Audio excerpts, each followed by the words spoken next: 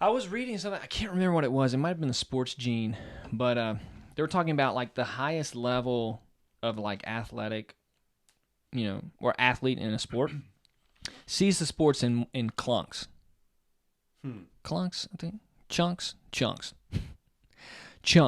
So where maybe I would see a jab by itself, and then a cross. Those are punches by itself. Anderson Silva sees everything as one like GIF. Like he sees a 1, 2, 3 high kick as a GIF. It's a whole thing. Yeah. It's a 3-second thing where some people would be like, all right, jab, 2, 3, high kick. Okay. But to him, it's one movement. Yeah. And I think that's how the highest, because I think, like, think about soccer. I feel like, tell me if I'm wrong, when you really got good at soccer, you started reading the field so much better. Like, you were, like, seeing the formation as it was about to go, and you're like, okay, I'm going to go this way. It slows down. The game slows down. Because you're seeing everything all at once. Yeah. That's the key. And I had this conversation with one of my like best friends the other day, and even I've had this conversation with that soccer player guy, where there was a point where like I asked him, I'm like, when did you know like you were like this was too easy for you? It's like, dude, like I went and I was playing and it just became too easy. Like everything slowed down.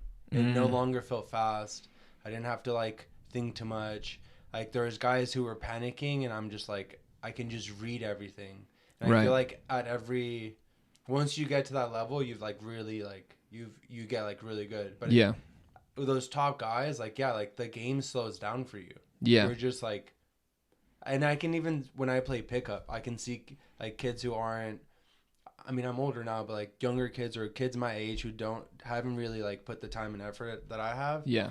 Like they panic in certain situations, and to me, it's like, oh, I saw that coming. Yeah. Like 2 seconds before. Yeah. But yeah, it really slows down, and you're right. You get to see everything, and you see the whole picture instead of like, you don't have those like, what do they call it? The horses. Horse wear? blinders. Yeah. You don't have them anymore. Yeah. And things start to open up. Yeah. But I realized that when I was done wrestling, when I started coaching.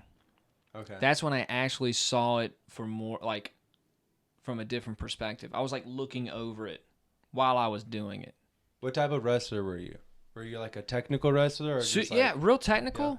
Yeah. Not a powerful wrestler. Okay. Like a lot of people would lock up and go upper body stuff. I was never locking up. So I would find the path of the least resistance and always go to it. And that's the key to like grappling. And like most grappling arts is you don't want to go tit for tat. Yeah. Like that's not technical at all. Yeah. Right? You want to go to somebody's weak side or, where they're weakest at. So I'm surprised you saw that after you graduated. Yeah. Yeah, I think a lot of my inability to grow as an athlete was my anxiety around the sport. Okay. Just the winning, the losing, if they scored, like my anxiety would go through the roof. And then that would kill my cardio. My cardio would be gone. Yeah. That's a thing. I don't know if that happens in soccer, but like if somebody like scores like right off the bat and you have to like start fighting back on points, like you stress yourself out and you're not pacing yourself. And so now you're moving at a pace that you would never move at. And so by the end of the match, you're just toast and you can't even finish. So anxiety, a lot, actually. Really. So anxiety, I think, is number one. And then I wasn't really enjoying it like I should have. So when I was coaching, that's when I picked up mixed martial arts.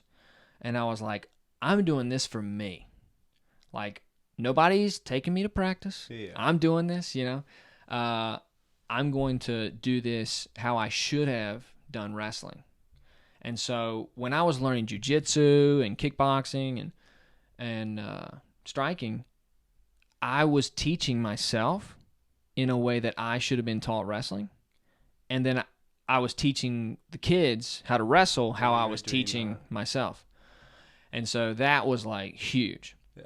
But it was You're just a coach. Well, yeah, it's true. You're a teacher. Yeah.